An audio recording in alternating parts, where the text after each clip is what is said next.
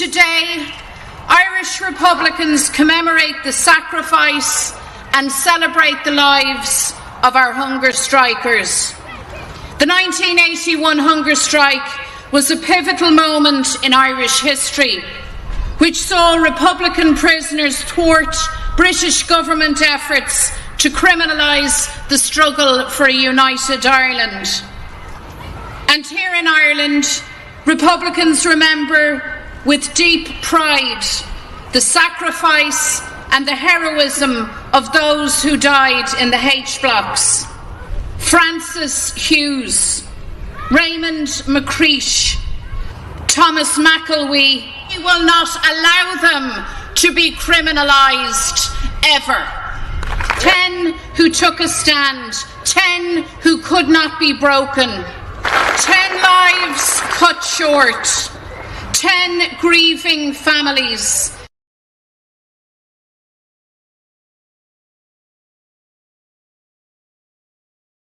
Ten figures who will never be forgotten.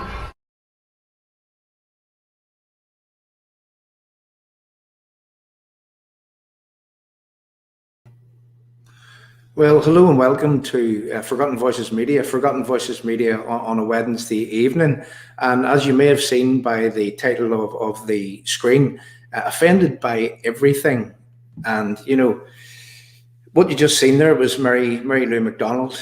And, you know, to any reasonable person, what you will have seen is you'll have seen someone who is glorifying terrorism, just contrary to the terrorism laws. And I guess what we're here for this evening is to try to understand why it is that these people insist in traumatizing and re-traumatizing their victims. And as the stream goes on, what we're going to do is we're going to take you on a journey and try to show you that this is exactly what these people are doing. And, you know, with no shame whatsoever, they continue to add insult to the injury that they have already levied upon their victims. And, you know, there's no other way to put any good gloss on that. So I'd like at this stage just to introduce Kenny Donaldson onto your screen. And Kenny will give you a broad outline of why exactly that it is we're here, and why that it is specifically that we want to talk about the hunger strikes, and also another thing, and that is that the lighting up of government building, that being the Stormont building for the victims of terrorism. So firstly, we'd like to talk about the hunger strikes, and over to you, Kenny, if you can just give a brief description of why it is that we're here this evening with reference to hunger strikes. Hey, John. Well, listen, firstly, it's great to be back, and thank you for facilitating the programme once again this evening. And hello to all that are listening in. I suppose where this has come from, John, is that obviously this is the 40th anniversary since the hunger strikes of 81. And there are a range of events which the Provisional Republican Movement, inclusive of Sinn Fein, have planned for over the next number of months as a way, in their words, of commemorating and marking that particular period of our history. We're very clear that in terms of the hunger strike situation, we don't take glee that any human being lost their life. But there were 10 individuals who completed suicide, and they completed suicide with substantive evidence being present, with the will of the Republican movement at their back. They were required to make that blood sacrifice in order to advance the political objectives of that particular movement. And we have always said that the 10 individuals whom were incarcerated, and they do have loved ones and they have families, and we want to acknowledge that. But what also needs to be understood is these 10 individuals weren't picked up from society one day and imprisoned at the maze for being charitable workers or for being people whom were living life the right way. They had carried out some of the most grievous of crimes, including multiple murder. They had also, been in possession of explosives, conspiracy to murder, and a range of other, terrorist-related crimes. So we're basically tonight wanting to drill down, I suppose, at that period of history to ask the question, what about the 57 lives of those individuals who died outside those prison walls over the period of the hunger strikes, who didn't have a chance whether to live or to die. Their choice of life was taken away from them by the Republican movement and other terrorist organizations. And, that's the reality.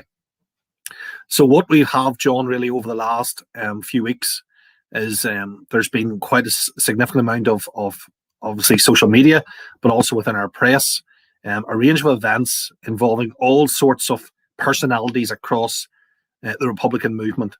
And the one that really, really struck a chord with ourselves was a planned event taking place in Southdown, the area which you started off with tonight, with the president of Sinn Fein's address, and where they are proposing to involve children of the young cultist group in the area and other youngsters across Southdown in a range of what they would call literary and drama-based activities and music, which gives some form of succour and support to the hunger strikes.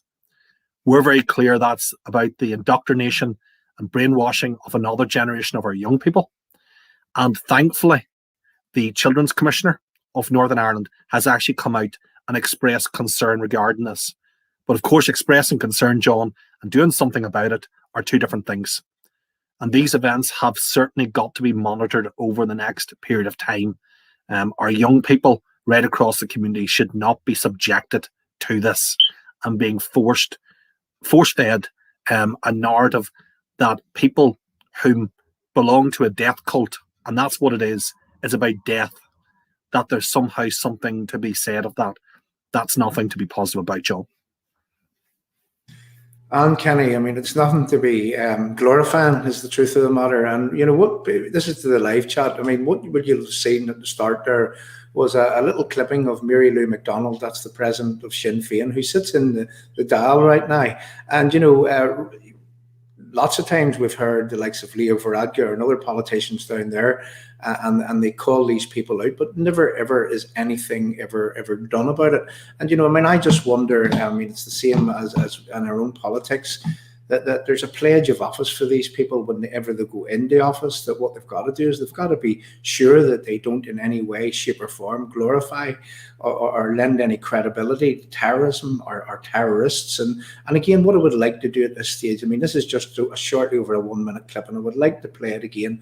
And the reason why I'd like to play Mary Lou again is because I'm specifically zoning in on a few of these people that were part of these hunger strikes. And you know, one called Francis Hughes and some of his friends.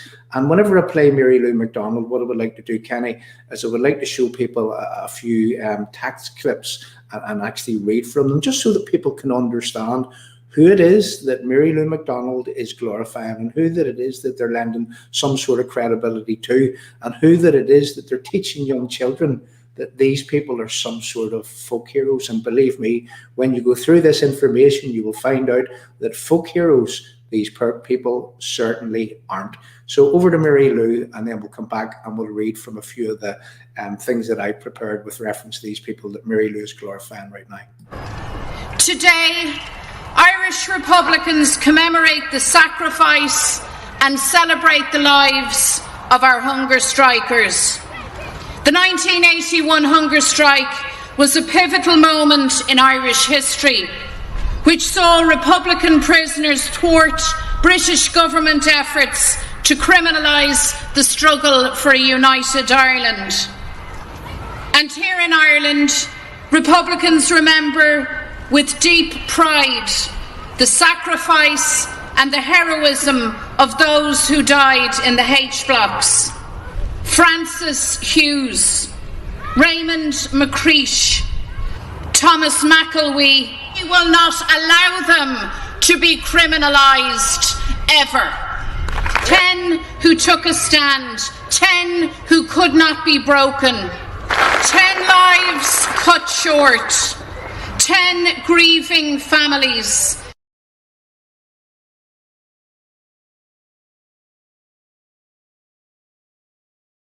Ten figures who will never be forgotten.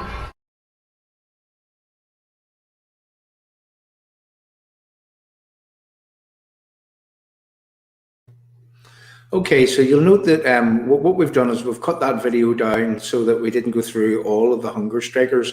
And what we're doing is that, rather than go through them all, we decided to showcase a few of these people in order that people can understand exactly who it is that Mary Lou is saying 10 people who couldn't be broken, 10 people, 10 people. And let's just show you some of the 10 people that Mary Lou was glorifying just there in that little speech. And by the way, glorifying terrorism is against the law right now, and you wouldn't get away with that anywhere else in the Western world. And I just question why it is that these people are not actually, the law isn't used against them to ensure, if only to ensure that they don't add insult to the victims of these people, because that's all they're doing. They're adding insult to the injury that has already happened. So I'd like just to take you through a few clips, and so that people on the live chat and people that come to see this screen can understand exactly who these people are. So clip number 1.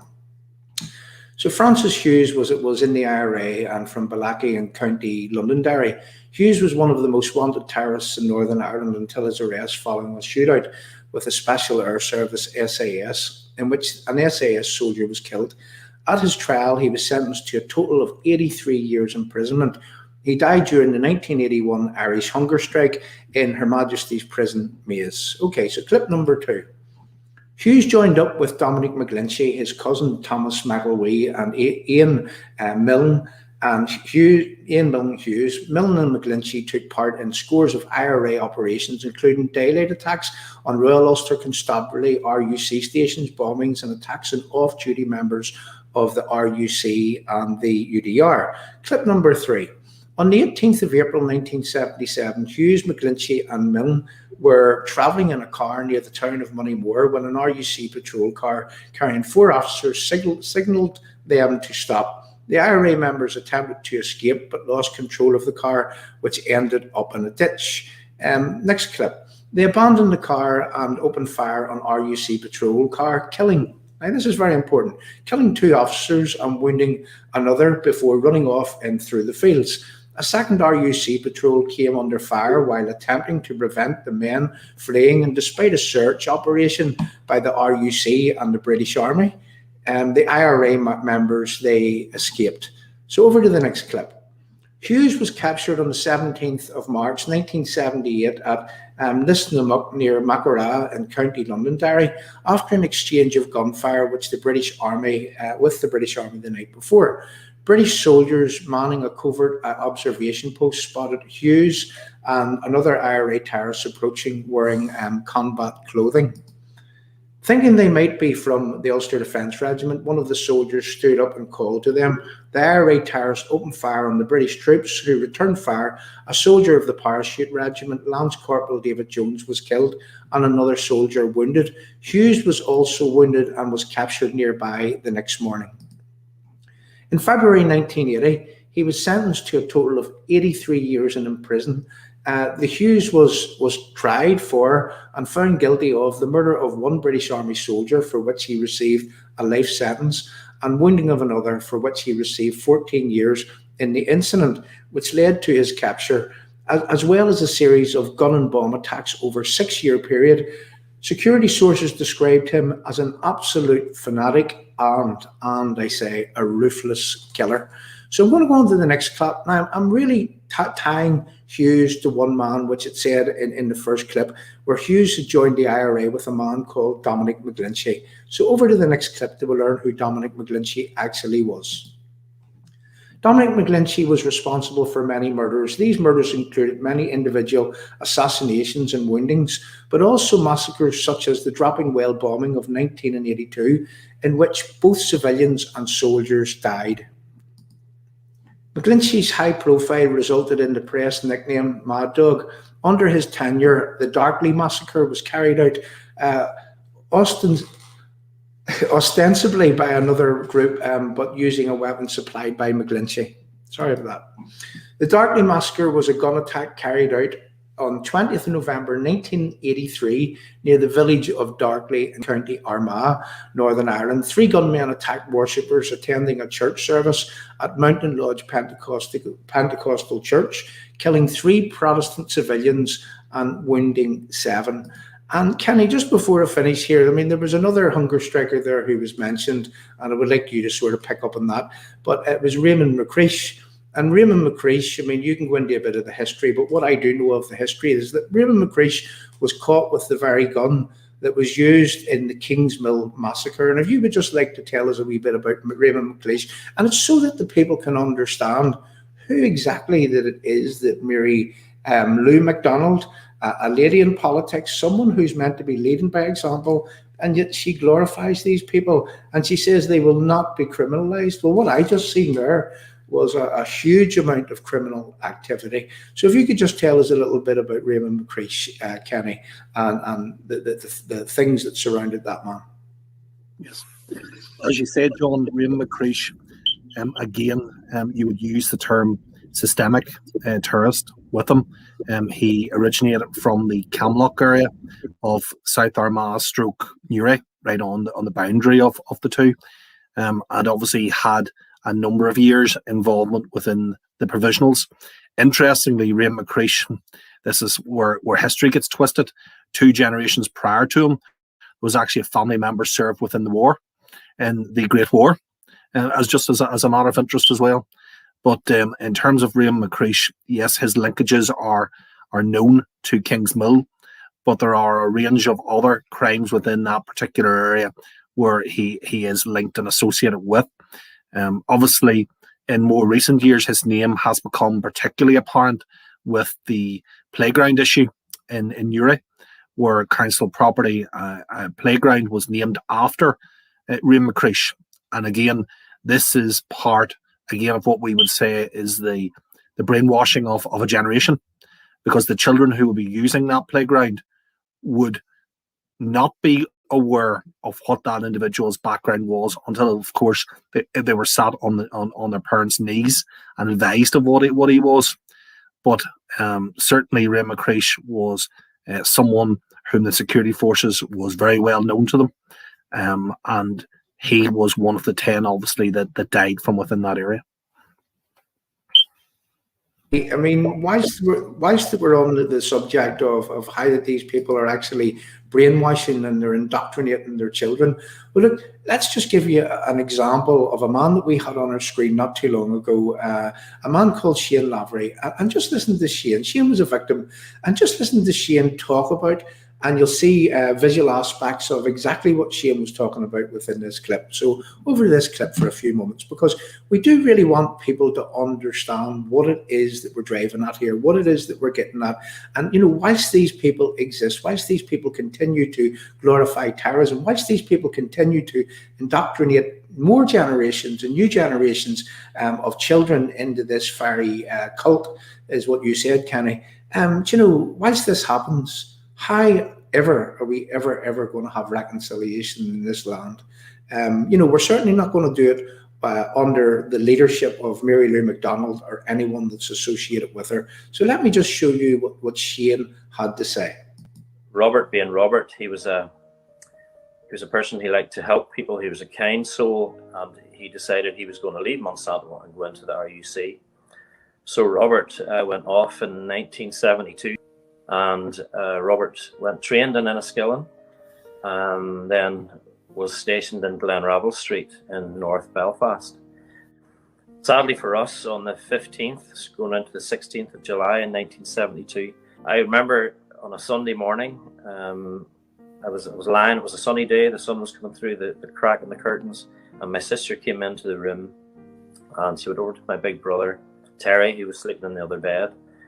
And I heard her whispering in his ear, Terry, and she was crying. And I was 10. As soon as I heard the words, it's Robert, he's been shot. It was awful. And the tears flowed, and it was an emotional, absolute roller coaster and nightmare from then on. It was an incident was phoned in on a forecourt of a garage. There had been some sort of a break-in. Our alarm had gone off, and they needed the police to visit. Now, if you think about that one thing on its own, those guys were going out not to visit any harm in anybody, they were going out to help people in a nationalist area. And Robert volunteered, he was off duty, he volunteered to get into that police car, and he was in the back seat. So they went to the place where the alleged incident had happened, and there was an ambush set up there. And when Robert's patrol car came past, they opened up, and Robert was sitting in the middle of the back seat, and he was shot. He went unconscious, and he didn't regain consciousness, and that was it. He passed away. As a 10-year-old in the town, I can remember shortly after the incident happened, we had to get extra security on our house because some people took it upon themselves to come and shout obscenities. It wasn't easy for a 10-year-old to look at that and to, just get on with things. I suppose my life took a different direction at that time, but because of the way my mum was affected by Robert's murder, she wouldn't countenance me going to either of the schools like Dalriada or Coleraine-Inst, which meant a bus journey. She had already lost a son, and she was so fearful that she was going to potentially lose another. Those things have a huge impact. It changed the way our dynamic was, and certainly it changed my mum's life forever. She never got over it.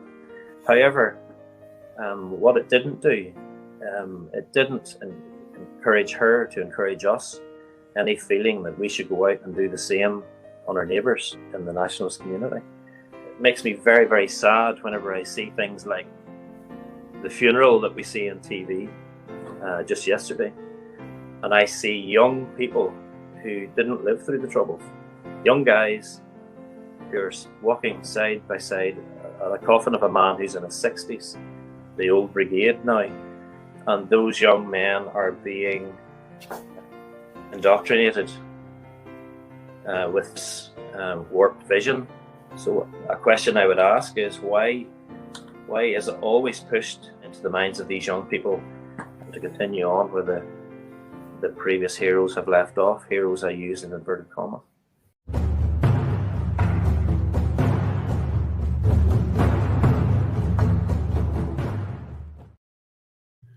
Yeah, Kenny, I mean, one of the main point in what Shane said, and it was actually just picked up on another point, and I'll expand on that in a moment, but the main point is that when you've seen those children walking alongside the coffin of what Shane described as the old brigade, I mean, those people shouldn't be anywhere near those coffins dressed in as part of this Republican movement. And whenever I had watched the Castlewellan event from 2 years ago, and that's what I took that the Mary Lou McDonald clip out of, the amount of children there that was walking in that parade, and they were actually being part of that parade, and they're being told that what these people done was good, what these people done was in some way freedom fighting.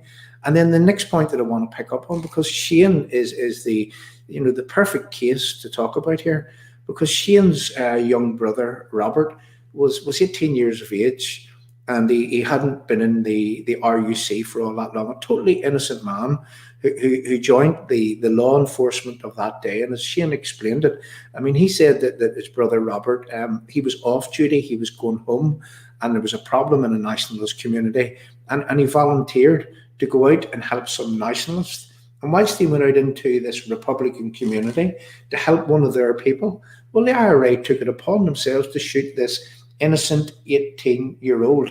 And that is exactly what Mary Lou McDonald is justifying. That is exactly how they're painting these people as some sort of freedom fighters, some sort of heroes, some sort of cult heroes, when this is the type of thing, Kenny, that they were participating in. What happened to Shane's brother Robert? It beggars belief, Kenny. Sorry, Kenny, my fault. I muted you there, so it did first stop. Go ahead. I was just going to say, I mean, they almost portray it as some form of noble act, that it was essentially a justified fight against oppression for the civil rights and equality of a people who were marginalised, etc. And the truth in all of this is, we all know that in terms of 1972, the leaders of the civil rights movement at that point confirmed that, as far as they were concerned, the demands which they had made, those 5 core demands, had been met. So what happened from 72 thereafter was not about rights, it was not about equality. It was about an effort to force people into a United Ireland scenario by all means possible of physical force republicanism. And that's what followed. So we need to be very clear when we're speaking of these issues.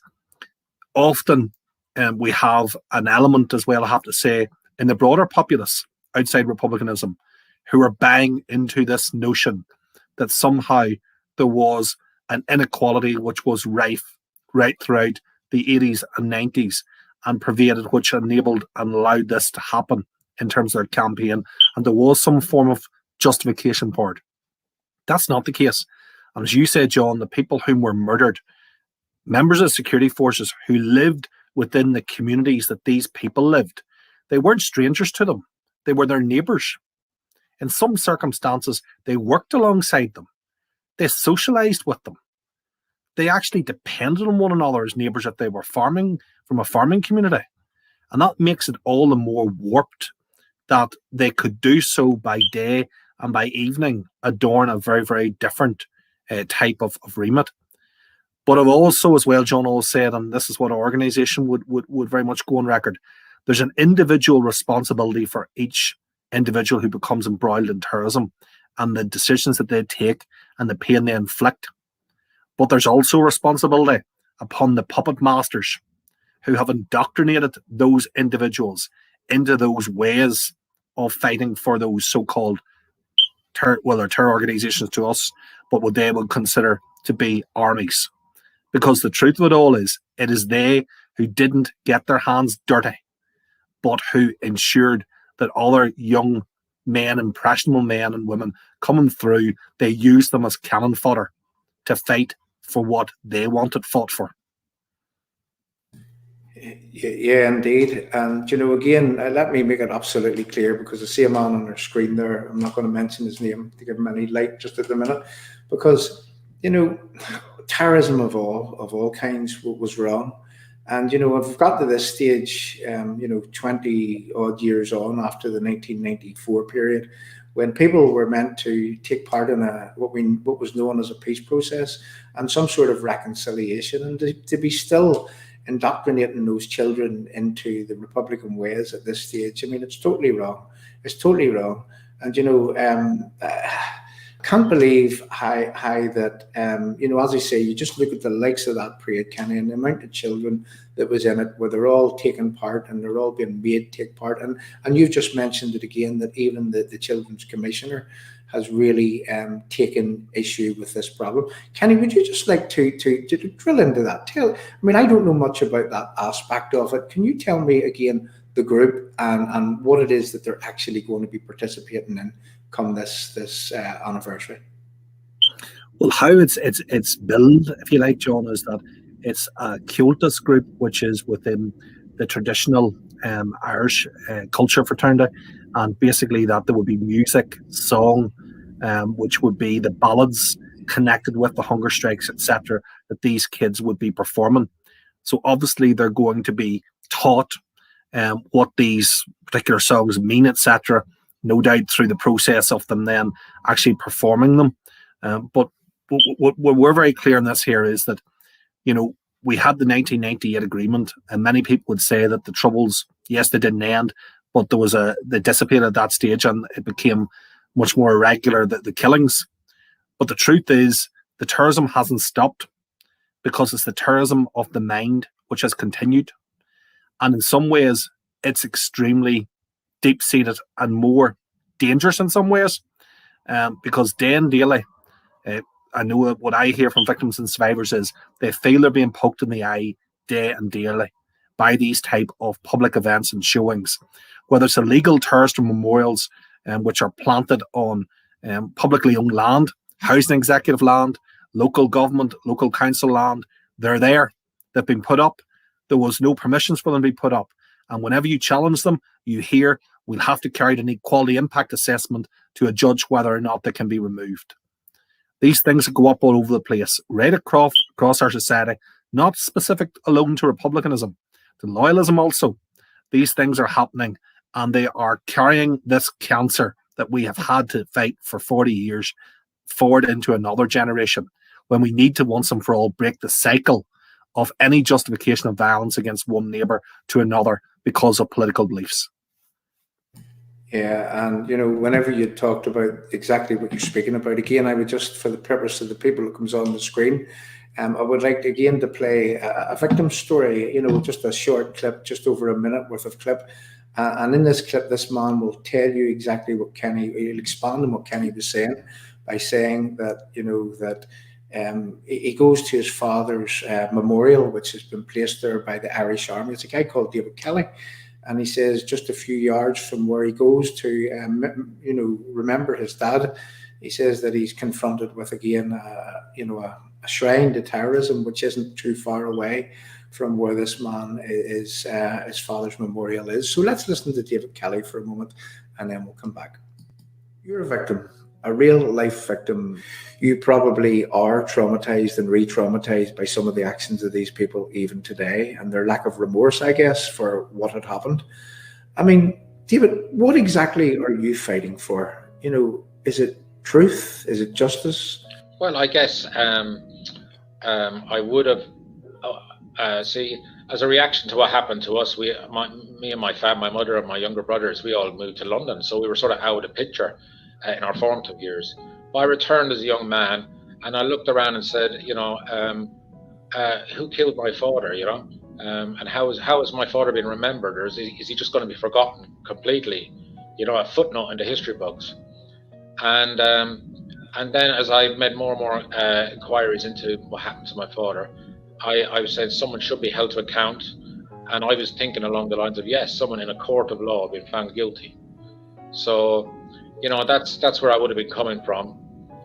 In more recent years, like it's 37 years this year since it happened, I'm not so much interested in someone serving a prison sentence, to be honest, at this stage, but it's more just to have someone held accountable in some form, whether it's in a criminal or civil court, or there's a public inquiry.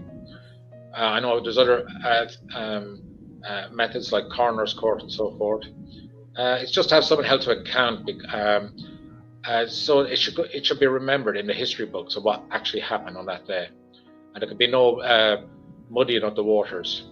I mean, for years, what I call the Provisional Republican Movement, which includes Sinn Fein, would have spread the malicious rumours that my father was actually killed in a friendly fire incident, and it was all covered up by the authorities. So that's a constant lie I've had to deal with for years. So that's where I'm at. It's just getting that truth out there. I reckon the sacrifice my father made, we don't have a state. We don't get to a point like where you have elected TDs walking around Dáil Éireann actually saying that the Provisional IRA armed struggle was legitimate and nobody actually countering them. I'm here to say, hold on, what about my father and the young Garda and the others who were killed, the other members of the Irish security forces and civilians? Their lives mattered, and you'd be spitting on their graves if you don't stand up and speak on their behalf when these people make their ludicrous claims. The Army, in collaboration with the council, put up a lovely memorial plaque for my father, a memorial stone, I should say, and it's lovely, but only a short distance away is a memorial to an IRA hunger striker, Kieran Hurtson. So every time I stand and admire my father's stone, but then only a matter of yards away is a memorial stone to a man from the organisation that murdered my father. So I'm reminded every time I see that. I'm also reminded, last year I had the president of Sinn Fein. She said the legitimate armed struggle was justified, and that if she had been a bit older and had lived in Northern Ireland, she would have joined up as a volunteer. And for me to hear a leading Irish politician say that was re-traumatizing for me.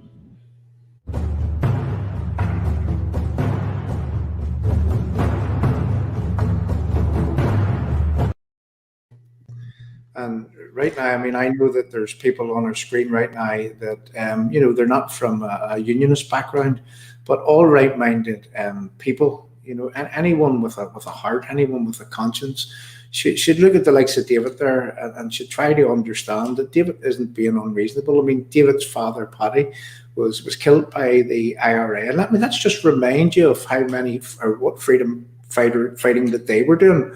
I mean, they kidnapped a businessman, an Irish businessman called Don Tidy. They kidnapped him, they held him for ransom, for £5 million ransom. And the legitimate Irish army, which was Paddy Kelly, which was David's father, and a young guard, they lost their lives when they were going out to try to free an Irish citizen from these so-called freedom fighters. So if you're from the other persuasion, if you see yourself as a nationalist or a Republican, and if you can side with that, I would ask you to examine your conscience right now, because that isn't the thinking of any right-minded individual. And Kenny, I was speaking to a man that's going to be on a screen with us this Monday evening coming. I spoke to him for, I'm sure, an hour and a half this morning. And, like many of the victims, all they are asking for is to be left alone. All they are asking for is not to be re-traumatized.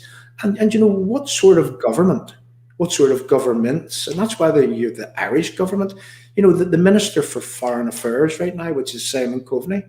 Have you no conscience? Can you not do nothing about these people which continue to re-traumatize their victims in the way that they do? And if anyone from the Irish establishment is watching this right now, I would ask you to come back this Monday and to hear another victim and hear how reasonable that victim is. And all he is saying is that he just wished that peace had taken hold in the way that it should have, and that these terrorists, contrary to the terrorism laws, that they wouldn't be permitted to continue to glorify terrorism in a way that it adds insult to the injury of the victims that they have already made.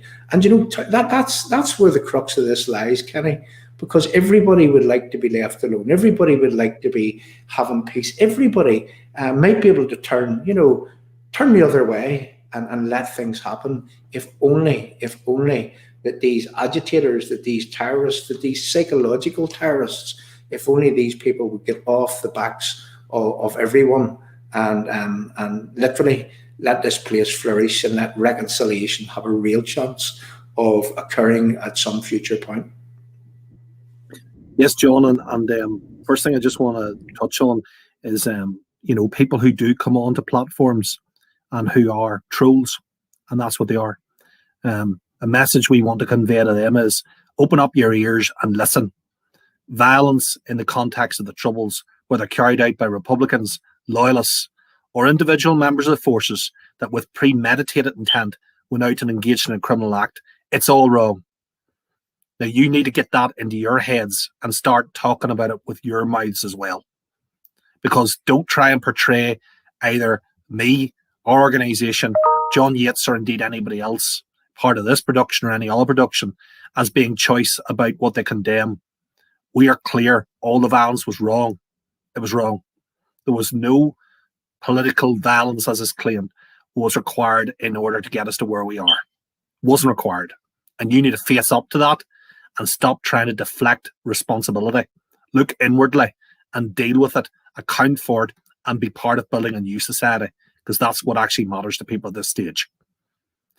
But absolutely, John, in terms of what you say there around people wanting to be left alone, and I think I've said this in your programme before, but a widow once coined it to me very, very well, I felt, when she said that when these constant glorifications of terror occur, it's like her husband's been murdered every single day.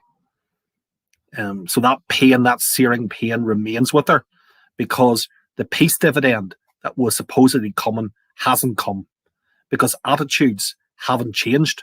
In some ways, attitudes have become more entrenched within those whom are purveying those issues. And the truth of it all is they can't come to terms with the absolute wrong of what they did. They got a political way out through the ceasefires and then led on to the Belfast Agreement. The problem was the government allowed terrorism to dictate its own terms of surrender.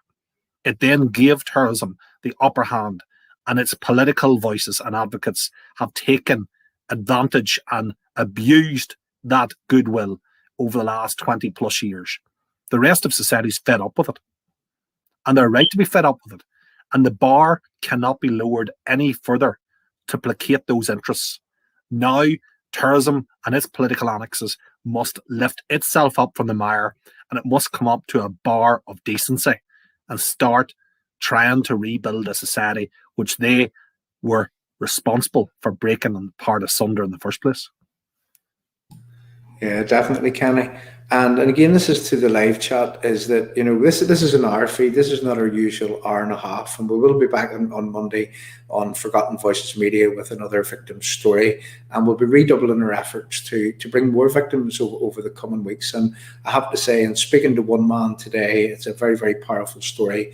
And I'm looking forward to this man telling a story on Monday evening here.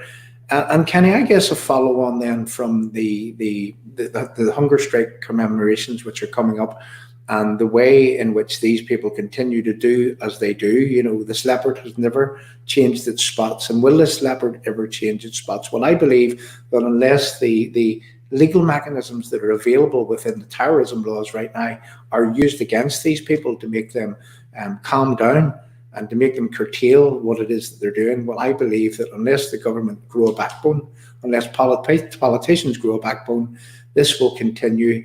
And, you know, how sick is this? How much of an insult to the injury to the victims is this whenever, you know, they continue to do this, they continue to glorify the terrorism? So, Kenny, we'd like to move on to the next part of what it is that we're here to speak about. And if you would just like to tell people, you proposed something to the Northern Ireland Executive, and I'll not steal your thunder, Kenny. Over to you and tell us all about what it is that we're here to speak about. Yeah. Well, thanks, John. Tomorrow, folks, marks a very important day in the calendar for victims and survivors. It's European Day of Remembrance for Victims of Terrorism, a day which came into being in 2004 when brutally terrorists inspired by Al-Qaeda's doctrine carried out a series of bombings in train stations across Madrid, with 197 innocents murdered and hundreds of others seriously injured and with less serious injuries. So year on year, there has been a recognition across Europe of that particular day and event. But surprise, surprise, in this place of Northern Ireland, it was never formally recognised in our own governance. Never was recognised. And actually it was in 2012, Jim Allister, who was a former MEP, he then, as an individual MLA, held and organised an event for the first time within the Senate chamber in Parliament buildings, with the involvement and support, it has to be said, of all political parties, bar Sinn Fein, in terms of a construct of an event which would bring together victims of Republican and loyalist terrorism. So for 9 years now, that has been the case. And this year, obviously, with COVID regulations, it means that we can't have a collective gathering of victims and survivors. So tomorrow at 11 a.m, there will instead be a virtual event which will feature 3 victims and survivors within that, in 3 sets, I should say. And those include Eddie O'Neill, whose father was murdered in the Dublin bomb by loyalist terrorists. Eddie himself, as a child, was very seriously injured. We'll have Judith Jenkins Young and Sarah Jane, her daughter. And it was Jeffrey Young, who was one of 4 murdered in the Hyde Park bombing of 1982. And the third is Dr. Andrea Nelson, whose parents were murdered in Le Mans massacre, which was a particularly horrendous atrocity involving members of dog clubs who were brought together for a function within that particular hotel, and then they suffered the most horrendous of deaths when incendiary devices were used within that particular massacre. So we had put in this year, John, a request for the assembly buildings to be illuminated red. We jumped through every hoop that was required of us. The application was in 6 weeks before it needed to be in. The Assembly Commission, which is comprised of 5 political parties, the SDLP, Alliance, UUP, DUP and Sinn Fein, They had their consultations and discussions, and on Friday last at 10 to 5 in the evening, we were advised that consensus could not be reached on our request and it could not be permitted. Sinn Fein used its veto to block the illuminating of a building that's supposed to be a building for us all in Northern Ireland, and victims and survivors surely have a stake in that. So the amount of annoyance and frustration there was over last weekend was very significant. We have a situation over the last 12 months, John, where victims and survivors have not come together to observe anniversary events because of their respect for the rule of law and for COVID regulations. And as one put to me last weekend, it's absolutely disgusting that we have done this, we've made these sacrifices, and the very party which set the tone for all the bad behaviour of COVID through its performance with the Bobby Story funeral saga, that they, with the flick of a pen, could prevent a very simple but important gesture of lighting up that building to be done for victims and survivors. So that's the type of society we're living in this place. Yeah, and on previous occasions, I mean, the British government, even the Irish government, I mean, they've stood in and they've insisted that certain things should happen. And, you know, for the like of me, I can't wonder why that they wouldn't step in right now. Kenny, would you just like to tell me, I mean, okay, so Sinn Fein opposed this, but all other political parties associated with the Stormont executive, they were all for lighting up for victims. I mean, who in their right mind, who on earth couldn't actually look back, no matter whether you were involved in an organisation or you weren't involved in an organisation, in what went on in the past? I mean, what sort of person are you? What sort of people are you if that you would stand in the way of victims being remembered? And Kenny, would you just like to tell our guests, I mean, Sinn Fein had supported outside of, there was 4 times when Stormont normally was lit up, but did they support another couple of instances when Stormont should be lit up? And could you tell us a bit about that, please? Certainly, John. So the rationale that came back from Sinn Fein, of course, holds no water, because they suggested that it was because of an outdated policy of 20 years old, and that there was only within the policy the permissibility for 4 key dates within the year. In the last 6 months, there have been 2 occasions that I can give you, but I believe there may be another. But certainly there are 2 in the really tragic death, and we want to say that, of a little lad called Noah Donohoe in Belfast, where Stormont was lit blue in order to raise awareness of that campaign. And there was also the occasion of George Floyd's death in the United States and the surgence then of the Black Lives Matters movement, and Stormont was lit yellow on that occasion. So those are 2 occasions which were out with the actual so-called policy that Sinn Fein claims it is so concerned about. I'm sorry, but the 4 political parties who have backed the lighting up of European Victims' Day on Thursday weren't doing so working against a policy that they weren't able to do.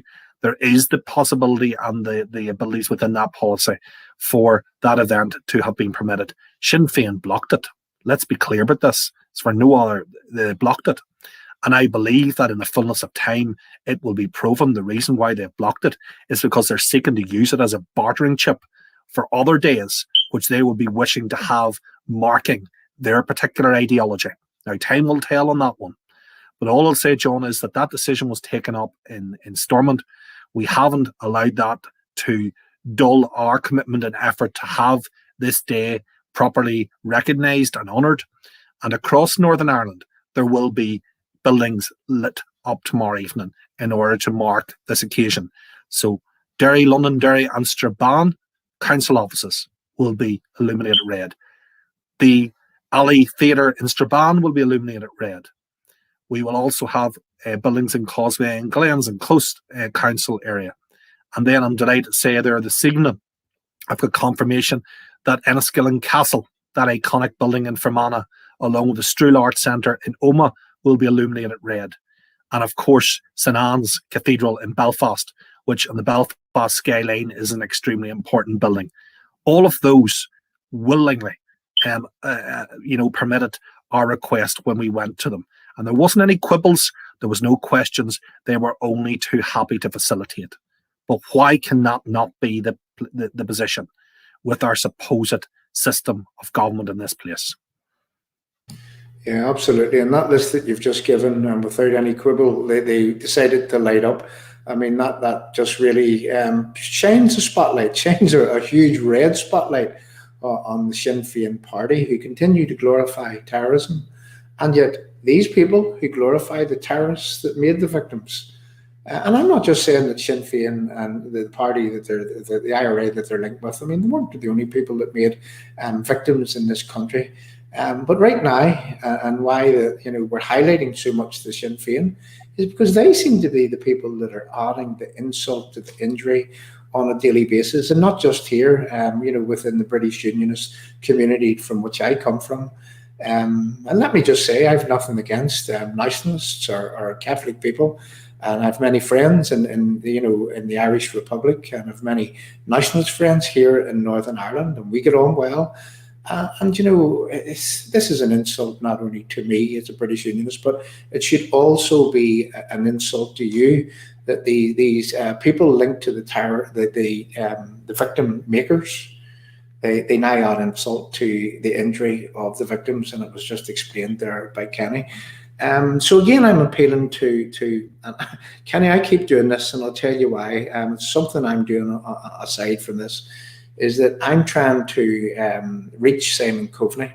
The Irish Department of Foreign Affairs and the Minister for the Department of Foreign Affairs, and these people, they parade themselves under an Irish flag, and they say that they're Irish citizens. So maybe that the Irish Department for Foreign Affairs needs to tell us what it is that they propose doing to ensure that the victims, to ensure that the insult isn't added to their injury. And that would be a huge start. That would be a huge start if the Irish government done something about this.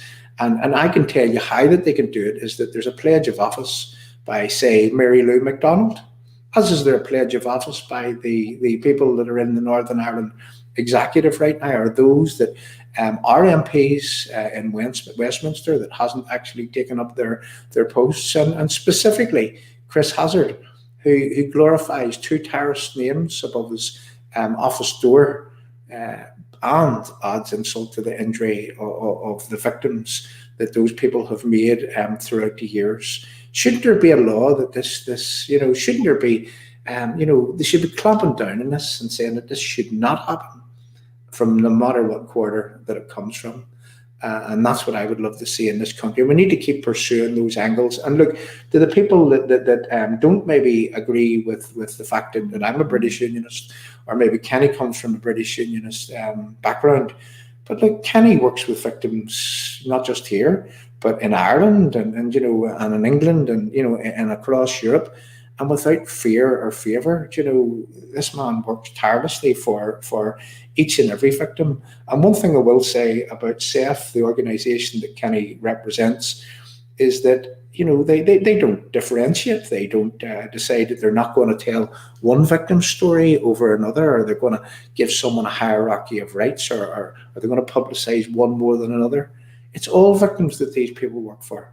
If you think that they don't, well, I would ask you to just visit their website and see on a daily basis of the stories that SEFF and Kenny Donaldson actually highlight. So, Kenny, I would like to thank you once again, for coming along and for sharing that with us, because it's essential that we know these things, and it's essential that not only here on our screen and the people that has came to visit this evening, but what we find is that over the course of days and weeks, more and more people come they actually watch these streams, and it's essential that people get to understand when we scratch the surface, what it is that lies actually beneath. So, Kenny, thank you very much. So if you would just like to say your goodbyes to the stream. And Kenny, one more thing before we go. Sorry, I'm going to play us out with a tribute to, this is the anniversary of a time in our history known as when 3 Scottish soldiers was murdered. And again, this is not specifically picking or choosing. I mean, it's victims that we're here to remember. And this is what Forgotten Voices Media is all about telling the stories of victims. And Kenny, could you just give us a brief description to the people of what happened roughly to those 3 Scottish soldiers, and then you can say your goodbyes, and then what we'll do is we'll just play us out with a little tribute to the 3 Scottish soldiers. And thank you very much, everyone, for coming along, and until Monday after Kenny finishes, thanks very much for coming. Thank you. Yeah. Thank you, John. And I suppose just to follow on from what you've said, what we need to all be mindful of is that with these issues, it's our values that connects us. And that cuts across religion, it cuts across politics. What someone wants for the future of this place in terms of whether they wish to remain part of the union or they wish to pursue United Ireland option, those are both legitimate political aspirations. But they're done through democratic means. And then wherever someone goes on a Sunday morning or doesn't go is another private issue to them. But it's our values, our belief in the sanctity of human life, of decency, of good neighbourliness. That's what cuts across all of that. And that's what we have to get back to as a society. John, just in terms of the 3 Scottish soldiers, it's a campaign that has been, obviously has had a visible presence over really the last, I would say, 7-8 years. And particularly, it's a terrible story of barbarity on the part of the Provisional Republican Movement in the very earliest year of our troubles, when 3 young men were murdered at a roadside at Cahill in Belfast. And these young men, 2 of them were brothers, and on the back of one of them being murdered, the army actually changed its rules, the Ministry of Defence, in terms of the age profile of people who could go out on the ground. It was raised at that point then to 18 because one of them was 17 years of age. A truly horrific atrocity. I know that they continue to campaign for justice and truth. They're not getting support from their own Scottish government and should be receiving it. And that's another scandal in itself that needs another programme, how the Scottish government doesn't deal with these issues. But certainly, John, they are one of very many cases which have not received justice, truth and accountability for what has happened. So just want to thank you for all your prep work again tonight as well and putting this all together. And let's hope that we can work together in the very near future again.